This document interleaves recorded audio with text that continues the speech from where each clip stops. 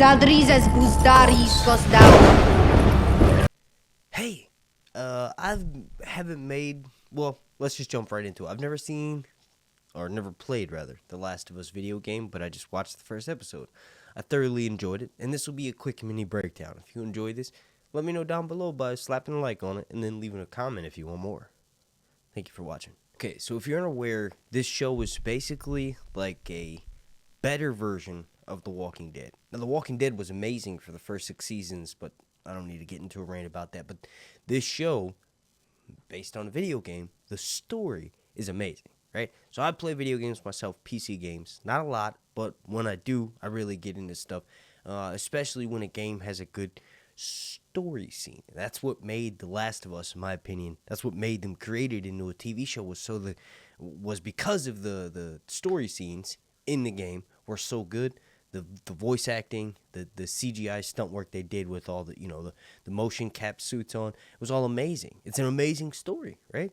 Now I kind of peeked ahead and saw what happens at the end of Last of Us Part 1. That's probably where this season will end, and then I saw a little bit about what happens in Part 2. Right, so this episode was pretty good. It's a good first episode. It establishes several main points that the virus started from this mushroom disease. Right, there's a cordyceps disease in nature. It's like a mushroom fungal disease that infects ants. Everybody's kind of seen that famous picture. It was going around the internet a couple years ago.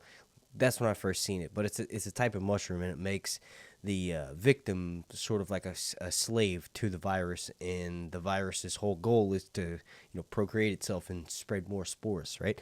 So it's kind of what the virus in the show is, but it ultimately mutated and jumped into humans. The clip at the beginning of the show from the 60s was basically explaining that. I thought that was awesome, right?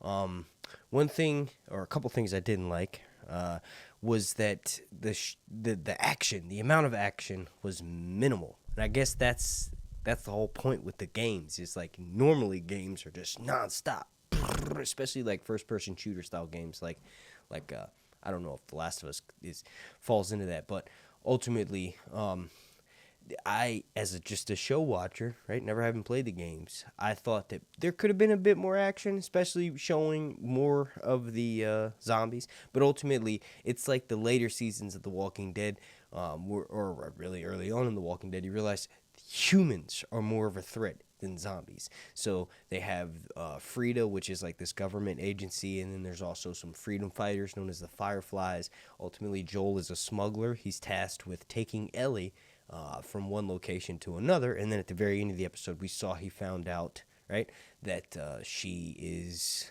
infected. But she shows the bite immediately and goes, "Look, it's been 3 weeks.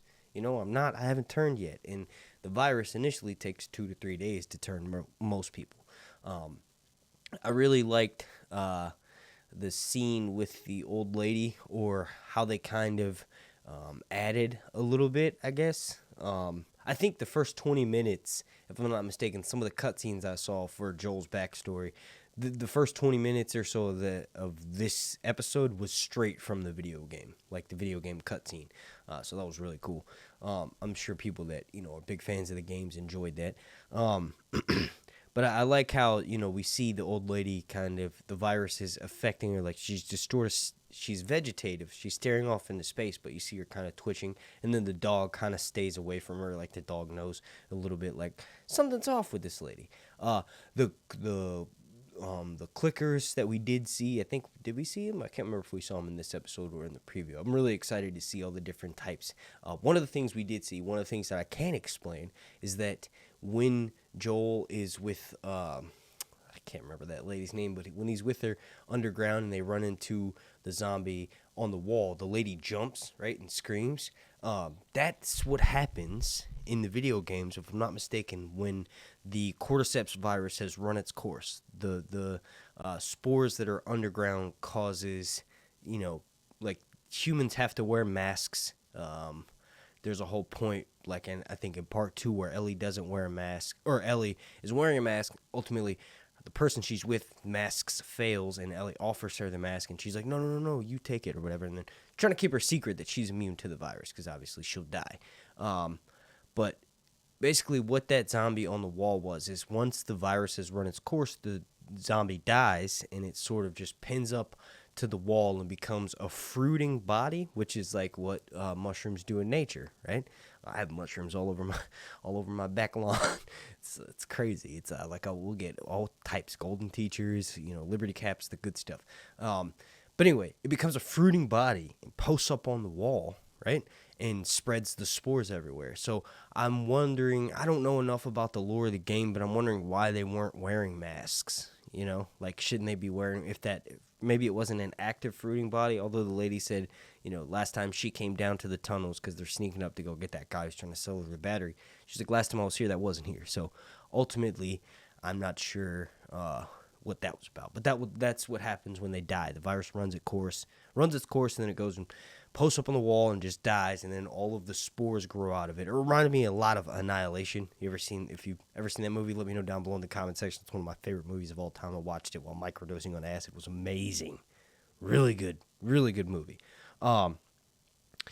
But yeah, so I enjoyed the episode. Like I said, my big complaint was that there was not necessarily enough action. Like it was about an hour and 22 minutes, and I was like, this is like a movie. This is really good. I just felt like if I didn't know what I knew was coming, or if I hadn't seen the weeks ahead trailer, I would be a bit disappointed with the lackluster of the action, right? Main reason being is because I'm used to first episodes of stuff like, for instance, House of the Dragon. That poster of Damon behind me is by an artist named Jay Fox. Go follow him on Instagram. He's out of the UK, but obviously that's my favorite TV show.